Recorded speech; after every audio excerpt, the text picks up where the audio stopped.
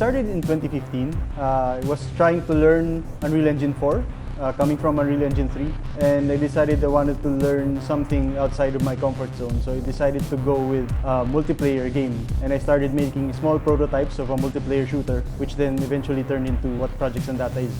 It revolved around that. He wanted it something competitive. It had a lot of guns. As he was talking to me about it, I knew that there was going to be some wild elements to it, like the skills, because the skills that he was describing to me were out of this world.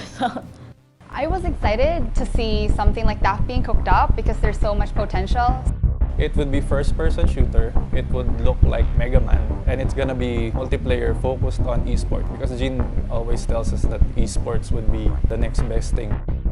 So back in 2015, when Gene was just doing the prototype, so I was actually his seatmate. So it was very easy to get a glimpse of the game and to see what Gene was cooking up. When Gene told me that he has this idea of an FPS game, I said, G, because I really love FPS game. So a lot of the look was really Mega Man inspired. So we wanted to make a game that was Western and Asian at the same time. We wanted to create a world that was inspired by the Philippines itself, so that you'd know it's distinctly Filipino. A lot of the cultures in the game are inspired by real-life events, not just in mythology, but also pop culture and history as well. I myself really love that retro look of Mega Man, and I've tried to incorporate as much of that in our 3D models. Mga visual effects sa Project Xandata is elements like fire, ice, lightning. I want it to be stunning, edgy. We even had an HB bar that was vertical, that was a salute also to Mega Man. But later on, down the line, we started simplifying it, and then we removed the colors and stuff like that, mainly because there were so many elements that were going to be part of the game.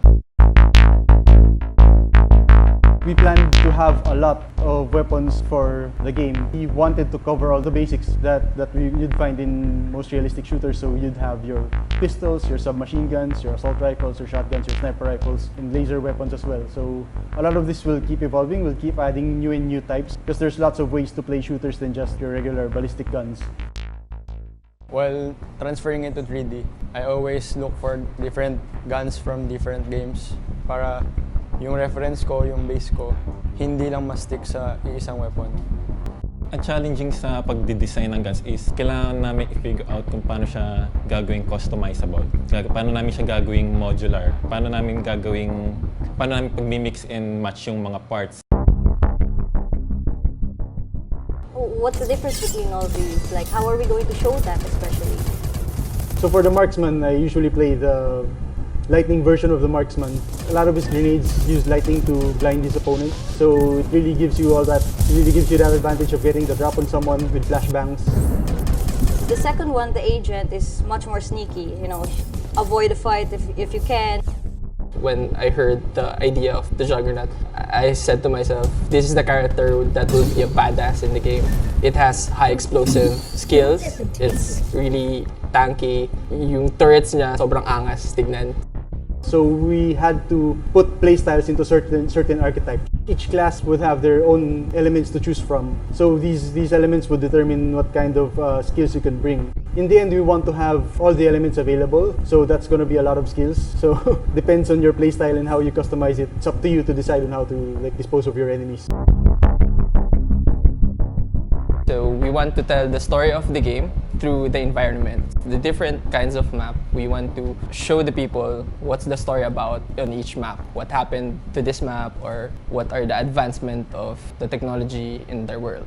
These landmarks has many details where they tell a lot of story about the map, and when the players go there, it is really pretty and elegant. When I had the first look at Project Xandata and its game world, I initially had the thought of having the ideal sound direction for the game as being sci-fi, yet very familiar and realistic. For me as a sound designer, it's something unique because I never really worked on an FPS game before, and also Project Xandata is presenting itself as the first competitive FPS game in the Philippines. The first announcer for Project Xandata that people got to start hearing now, breathing down their necks, telling them to get good. Point A has fallen. Organize and take it back. The enemy has all the points.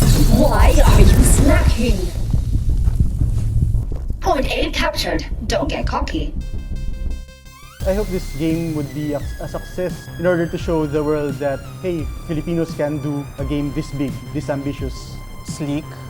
It's something new. It's something fresh. It represents a potential that we can also tap. May I say na our cinema, for example, is getting better and better. And I want that for our industry now. Exciting and competitive. It's very fun to play with friends. It keeps players coming back for more. But at the same time, I want the world, the story, the lore of the game to teach Filipinos, and maybe even the world, something about themselves. Definitely something that can promote, the talent, the skill set of Filipino game developers. We want it to be able to, again, showcase our capabilities, that we can create something as cool as our own. I mean, we have a huge booming esports scene here in the Philippines, and why don't we make our own game that we also play and, keep on promoting and be proud of.